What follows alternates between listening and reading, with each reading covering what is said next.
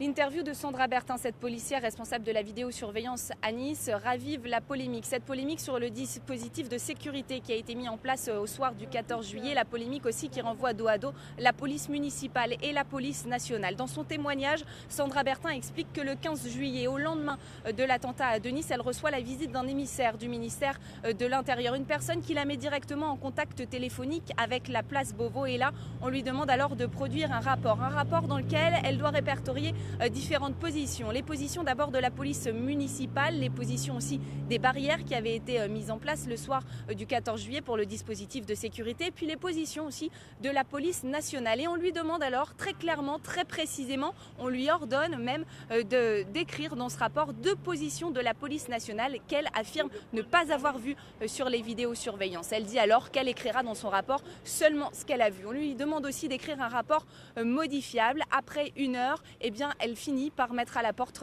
l'émissaire du ministère de l'Intérieur. Elle dit avoir pendant plus d'1 heure subi des pressions, du harcèlement pour lui faire écrire des choses qu'elle n'avait pas vues. Sandra Bertin finit alors par écrire deux rapports, l'un modifiable, l'autre non modifiable, dans lesquels eh bien, le contenu est identique. Elle répertorie effectivement toutes les positions des différents policiers, des barrières, du dispositif de sécurité au soir de ce 14 juillet, mais elle n'écrit pas les deux positions qu'on lui a ordonné de noter, ces deux positions de la police nationale. Sandra Bertin, elle finit cette interview au JDD en disant que la police nationale et la police municipale, le soir de l'attentat, eh bien, ont agi, ont réagi main dans la main, ont travaillé ensemble, et elle dit ne pas comprendre aujourd'hui la réaction de l'État et toute cette polémique.